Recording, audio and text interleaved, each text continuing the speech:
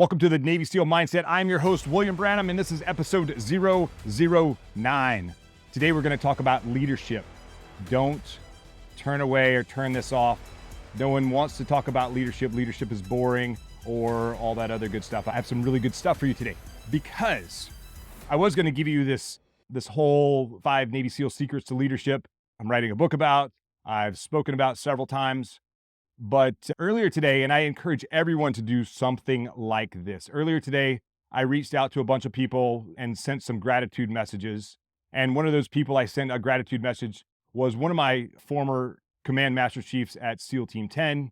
He later became the Force Master Chief.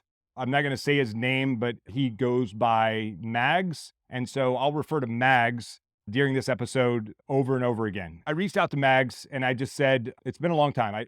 When I looked at my phone and I saw how long it's been since I've communicated with him, it was 2016 was the last time I communicated with him. But I'm heading to California next week. I'm going to be in California for 3 weeks. And I wanted to take an opportunity to reach out and maybe reconnect with Mags if he's around. I know his last job was at the Naval Special Warfare Training Center at BUDS, where we do SEAL training, basic underwater demolition SEAL training.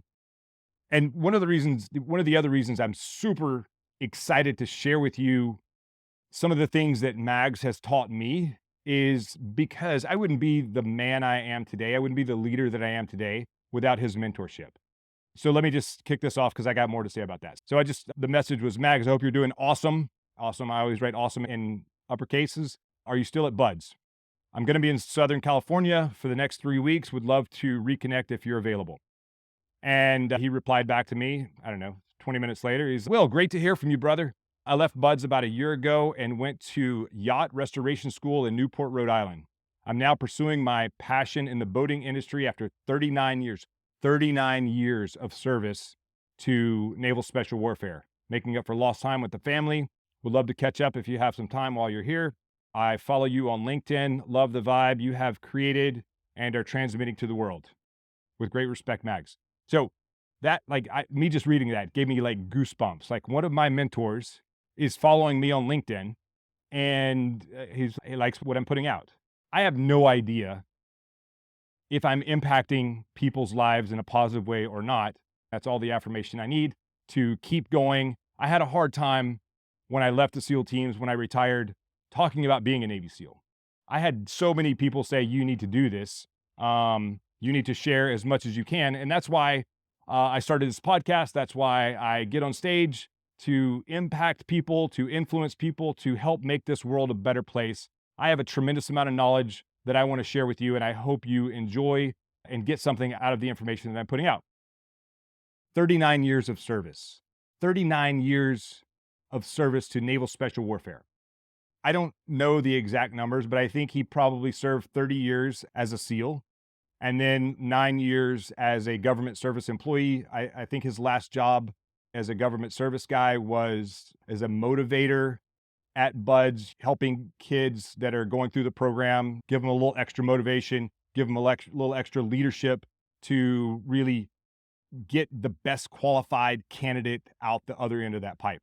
I think that's what Mags was doing. I'm not 100% sure, but I'm stoked. I am stoked to go and reconnect with him in California over the next 3 weeks. I hate when people say, hey man, can I buy you a cup of coffee or pick your brain? And I think I'm a little jaded because all of my mentors, all of my coaches on the civilian side who have a huge following, people ask them for their time all the time. Their time is worth a shit ton of money. Like an hour of their time is worth hundreds of thousands of dollars easily. One of my coaches, he charges for his coaching clients. I do not pay these prices, but he charges $100,000 a year. You get 30 minutes with him. So his time is worth $200,000 an hour. Think about that. And then people are always like, hey, can I pick your brain? Hey, can I buy you a cup? Can I buy you? No, I can buy my own damn coffee and my own lunch or dinner or whatever, coming from their perspective. And I'm no different. I'm happy to have lunch with you or dinner or have a cup of coffee. Do not try to pick my brain. We'll have a conversation and see where it goes from there. Or you can hire me and you can pick my brain then. But I'm going to go out and I'm going to pick Mags's brain. I'm doing the thing I'm telling you not to do with me or anyone else that is of high influence that's out there. Don't pick their brain. Go follow them on social media, absorb as much as you can. And then if they're a coach, go hire them. Go pay them money. They've earned it. And life isn't free. So go pay for it. You're going to get a better quality product at the end of the day. So anyway, I'm gonna go out there. Maybe I'm gonna buy his lunch or dinner or coffee. I don't know. Or maybe he'll buy mine. We will see. But and I'm also gonna try and convince him to write a book. Maybe write a book with me. I know that he believes that we are quiet professionals and we don't advertise the nature of our work. And he was one of the guys beating me down in the SEAL teams about not advertising who we are or what we do. So that it took a very, very, very long time for me to come out of my shell and get over this imposter syndrome that I had about who am I, what value do I bring, things like that, and share as much as I can about the Navy SEAL mindset, how Navy SEALs think. Yeah, I would love to write a book with Mags or maybe a field manual. If he wrote a book, I would read every word of it over and over again because 39 years of service to Naval Special Warfare, he's forgotten more about leadership than any of us will ever learn, probably in a lifetime. But I'm going to share 3 things with you really quickly that I remember from my time at SEAL Team 10 with Mags. And hopefully these resonate with you and you can take 1 or 2 of these with you, put them in your pocket, and then go do some awesome things with it. And when I'm talking about leadership, I'm not just talking about running a business, running a team, or anything like that. When I talk about leadership, I'm talking about your family. I'm talking about your relationships with significant others. When I'm talking about leadership is just being in an environment and leading. It doesn't matter if you're in charge or not. Just take charge and lead when you need to lead. If you don't need to lead and there's someone else running the show, be a good follower, but always be ready to step up and take the lead. And I'll just give you an example about this. About a year and a half ago, I was in South Korea doing a job over there. And it was a whole group of people, very eclectic mix of people. And we couldn't decide on what we wanted to eat. And everybody was like, I don't know, maybe this, what do you want? What do you want? What do you want? How about this?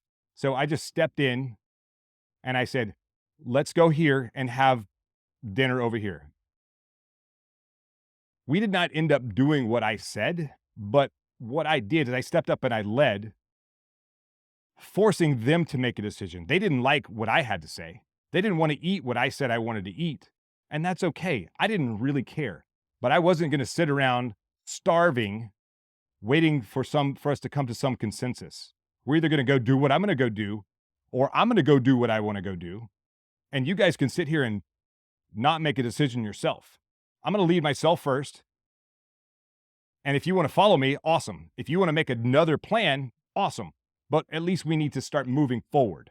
And so that's what I mean about leadership. Lead your significant other, lead your kids, be a leader in every aspect of your life. But first of all, lead yourself, which is really the first lesson that Mags taught us at SEAL Team 10. And so I'll just give you a little background about Mags. I think he started, his first command was SEAL Team 4, I think.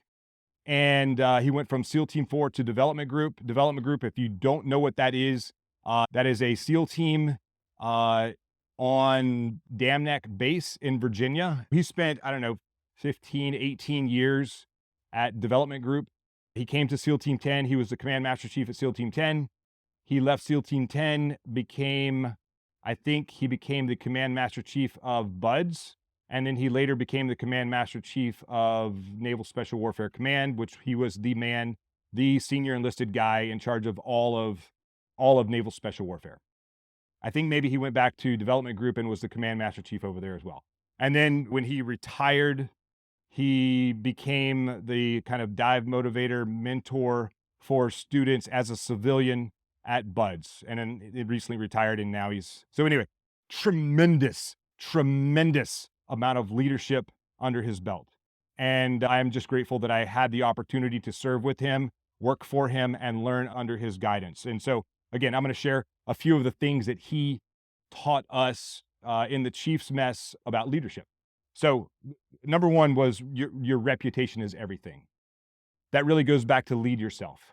If you're a shitbag as a leader, that is not going to stay under wraps for very long. Everyone is going to know. Up and down the chain of command, across teams, people will not want to work with you. And once your reputation is soiled, it is very, very difficult, not impossible, very difficult to untarnish your reputation. His first thing is your reputation, everything. Show up early. Number two is show up early and lead by example. Number two is really leading by example. Lead from the front. Be the example. That's all part of your reputation. Be the example. Get out there and get dirty with your people. If you're in a leadership role, you should know something about everyone on your team.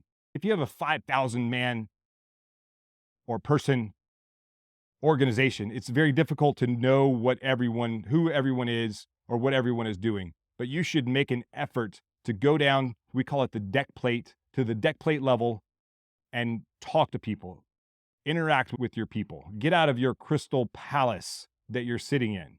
One of the things that I did is when I was a troop chief at SEAL Team 10, is my job is not really running and gunning, but I did that as often as I possibly could as a senior leader. And I'll talk about this in the next episode or 2 or 3 when I talk about 5 Navy SEAL secrets of leadership. Is I like teaching leadership through the lens of a gunfight. And we use a gunfight, and I use a gunfight to illustrate what it is to lead. And I'll talk about most of the details of that in the next episode.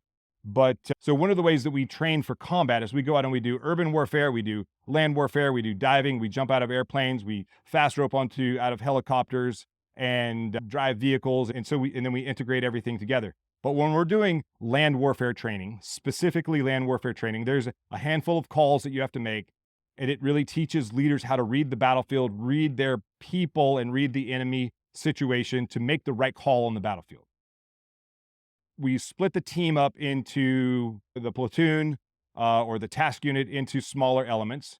And then maybe we start with the platoon, we split the platoon into 2 squads, and then each squad goes out and it learns and the leaders learn those sort of tactics, techniques, and procedures of the battlefield.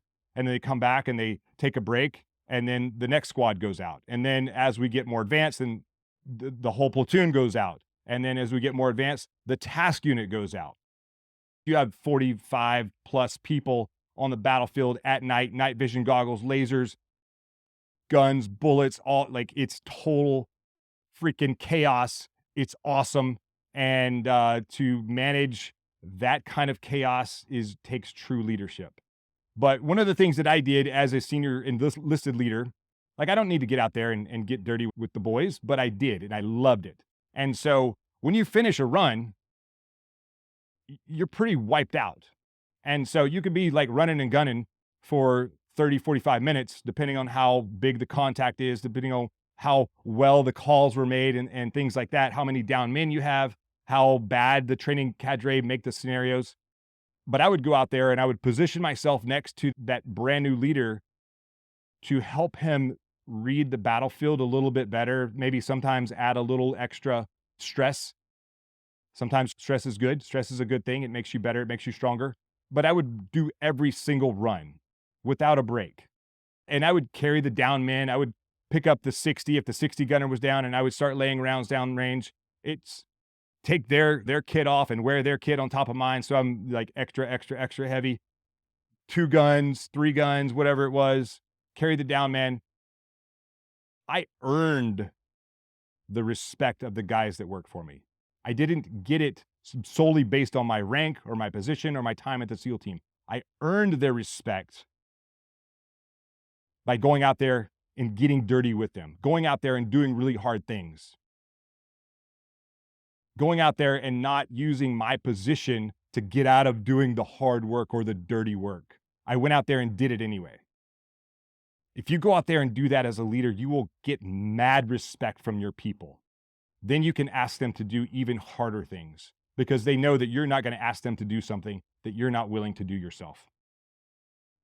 1 was your reputation to everything. 2 is lead from the front. And 3 is is set the culture. So this is something that I talk about quite a lot. And this was something I learned from Mags. And he was very big on culture of the organization, culture of each. We had 3 task units at SEAL Team 10. I was task unit 3. And he asked us to drive the culture in our task unit. Each task unit had its own personality, its own culture, its own sort of tactics, techniques, and procedures that were specific to them. They weren't like, we weren't like, if they were going left, we were going right. We would still go in the same direction, but they might do things a little, task unit 1 or 2 might do things a little bit different than us. But for the most part, we did things very well across the board. But we had our own personality and our own culture. And so when I'm working with organizations and I see this and it drives me crazy, I tell leaders that if you want that, you have to drive the culture of your organization. You as a leader have to drive the culture of your organization. Because if you're not driving the culture in your organization, someone else is driving the culture, and it's probably not the culture that you want. And so in the military, we would call that the E5, or at least in the Navy, and the SEAL teams, we would call that the E5 mafia. If you are not a good leader and you're not getting down to the deck plate level and leading those men, SEALs are some of the hardest people to lead because we all have attitudes. We all are alpha. We all think we know the best thing to do. And one of the hardest things as a leader is to, one of my side note here, one of my leaders, one of my officers, he went to the Naval Academy. He went to Harvard under a Navy program for grad school. And he said, when he came back to SEAL Team 10, and he said, my favorite class at Harvard was the negotiation class. And so basically, he actually was able to hire his Harvard professor to come out and teach us 3 days of negotiation, which was a super fun class to have. And actually a bunch of team guys in a room trying to negotiate with one another. We tested the professor's mettle. He was like, I've never seen anyone operate the way that you guys operate. You guys don't operate normal. You're fucked up. So it was interesting having him, but it was super awesome to have that experience. And the definition that Mike would use for negotiation is to let them have it your way. And that's what leadership is. You have to convince your people oftentimes that it's their idea. And conversely, my job as a senior enlisted in the SEAL teams, my job is I don't make policy, but I do influence policy. Oftentimes when I'm leading as a subordinate, my job is to make sure that the officer who is making the policy has our best interest in mind. So my job is to let him have it our way. Let him have it our way. That's true leadership. When you might think it's manipulation. It truly is. There is some manipulation that goes on there, but it's for the right reason. If they're going to make a decision that's going to impact the entire organization, you need to make sure that everyone's best interests is taken care of in that policy that they're going to make. As a leader of an organization, again, you don't have to be at the top. You can be somewhere in the middle, but you drive the culture of your part of that organization. You want the best sales team? Build it. Drive the culture. And just to talk about that really quickly, what I tell all of my coaching clients is you need to pick for culture. You need to pick 3 to 5 things, no more than that. Make them your core values, make them your culture values, whatever you want to call them.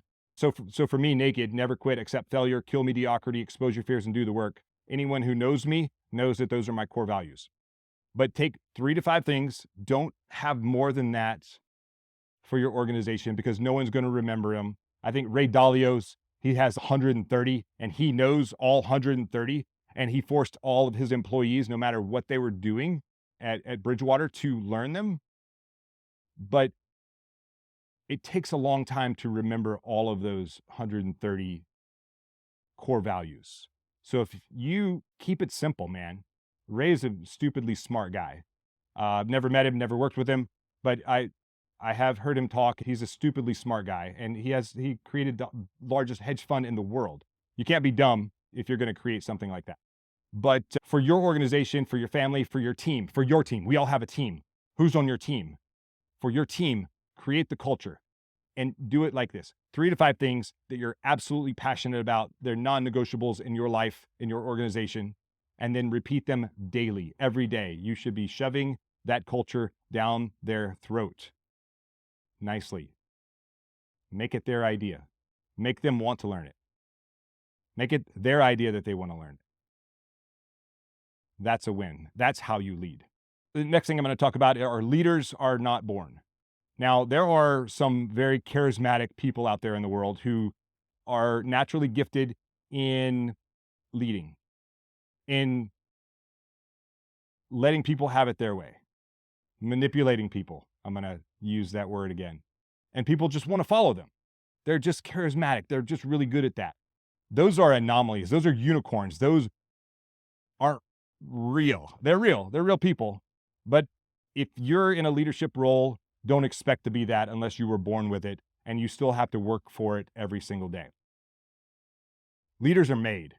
So if you're still listening to this, if you share this with someone who is in a leadership role, hopefully some of what I'm going to tell you will help. I work with a lot of companies, and 100% of the failures of the company is leadership. Again, leadership is the problem, and leadership is the solution. You have to lead and lead from the front and know what you're doing. You have to own it. You may be offered a leadership position, or you may see a gap in leadership. If you're ready to step up, or maybe you're a little apprehensive, but you know the right thing to do, step up and own it. Own that position. Own those decisions that are going to be made. What's the worst that can happen? Someone could come back and say, "That's stupid. That sucks. Don't do that." Okay, you do it better then. But as long as I'm here and I see that gap, I'm going to fill it. The end. And so you just have to own any kind of leadership position that you roll into. It's not anyone's fault other than yours. If you're the leader and the organization is failing, it is your fault. Ask for help. Be brave enough to ask for help. It's okay. One of the best things that, going back to Mags also pulled me aside and counseled me a little bit on this. I already knew it, but this was a conversation that we had. He was like, "Listen, let your guys plan the next mission. Give them that ownership." I let them plan every mission. But he just wanted to make sure that the point got across, because not all leaders are like this. Some leaders are very, they micromanagers. If you're micromanaging everything in your organization is going to fail. You're the single point of failure. Your job is to train your people to lead themselves, to be independent thinkers. They're going to think of things that you don't think of, which was one of the awesome things about being in the SEAL teams. Again, going back to that professor from Harvard, that negotiation professor, where we blew his mind that we wouldn't negotiate the way that the normal person negotiates. SEALs think differently. And someone asked me not that long ago, what's different about SEALs? Or special forces? We all think differently. We're not conventional thinkers. And if you just hand a target package, "Hey, go plan this mission," you will be surprised at some of the crazy stuff that comes out from the most junior people of the organization. If you're running your organization, when I go into an organization, one of the first people I talk to is the secretary or the assistant. That individual knows more about the organization than the people who are actually leading it, and they probably know how to fix it. If you've done a really good job at hiring people, that's your most valuable asset, is probably the secretary who doesn't get a lot of praise, or personal assistant or whatever. Like that person at the front desk, they know more about the organization than you actually think, if they're the right person in that organization. But you still have to set your expectations of them. A mistake that I see in organizations so many times, and hopefully you will not make this mistake if you're leading an organization. I have seen more organizations fail, or leaders fail. People in leadership positions fail because they're not the right person for the job. And so this is the scenario. You have the best salesperson on your staff. They go out there and they crush it. They're actually the person that's keeping the lights on of the organization. They're paying everyone's salary. You're paying them 1/10 of what they're actually producing. You're like, high performer, we want to put you in a managerial position. and they put them in this managerial position, but they don't train them on how to manage or how to lead. They put them in charge of sales. They don't know how to run sales. They know how to sell. Unless you train them on how to lead and what you expect from them, unless you give them a solid foundation of leadership training, they're going to fail. I've watched it over and over and over and over and over. The only people that don't fail in those positions are the people who want to lead. So if you're running an organization and you have a super high performer, you should ask them if they want that leadership position, not because they make more money monetarily. I'll share one other story. One of my clients was talking to me the other day, and he said he's one of the owners of the company. And he said, one of the guys came up to him and said, "Hey, I think I'm due to, I feel like I've been passed over for leadership positions. I think I deserve a shot at the title." And so he had a very frank conversation. I was super stoked for my client. He had a very frank conversation with this guy at the company and said, "Why do you want to be in the leadership position? We watch what you do. We see what you're doing. We see how you operate. You're a good worker, but do you really want to make the decision whether someone stays at this company or not? Do you want to work the extra hours that we have to work because we have to have meetings, we have to do our day job, and then we have to do all the other stuff to keep the business afloat, to make sure we're profitable, to make sure we can grow, to make sure we can continue to have people on staff and not have to cut people because we're losing money? Do you want to make those decisions? Do you want to make the decision to go up to someone and say, 'Sorry, you can't work here anymore because your performance sucks'? Do you want that? Or are you just looking for more money? Come to me with the right message. Like, if you want more money, let's have that conversation. If you want to do the leadership role, the things that leaders have to do that are ugly and dirty that you don't actually want to do because you don't have the personality for it, to tell someone they suck and they don't belong here anymore, do you want that? No, I don't want that. Okay, check. Well, let's talk about what you actually want. You want more money. You want to raise. You want to be, maybe we can make up a position that justifies a different pay compensation for you. So as a leader, I was so proud of him for having that conversation with the employee. Don't just promote people based on the amount of time they've been there or the amount of work. Promote people into leadership roles because they're the right person for the job. Or you're going to take the time out of your day, your schedule, and train them, deeply train them into the leader that you want them to be, the leader that you know they can be. This is something that the military does all the time. We actually promote people into leadership positions based on their previous performance, not on what they are doing today. We think that they'll be a good leader or do a good job in this role because of what they did in a previous role as a junior personnel. And as they work their way up the ranks, they'll get handed more leadership positions that they're not really ready for. But if they're hungry and they want to do a good job and they want to be a good leader, they will rise to the occasion. So again, that's my 2 cents on leadership. Again, I'm super stoked to link up with Mags. Next episode, we'll start talking about 5 Navy SEAL secrets of leadership. Again, I'm going to use a gunfight as the example, the pressure cooker for leaders in the SEAL teams, and I think it'll be a fun episode. I've gotten a lot of good feedback when I've given a presentation about this from stage, and someone reached out and said, "Hey, let's write a book together about it." So I have a book coming talking about leadership, these 5 Navy SEAL secrets of leadership, but I'm going to share with them with you first right here on the Navy SEAL Mindset. You guys stay awesome. Don't forget to get naked, and I will talk to you soon.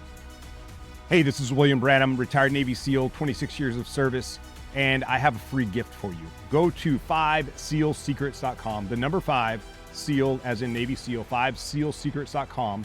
Go download your free copy of these 5 SEAL secrets, and I'll give you a secret. The secret is naked. Naked is an acronym.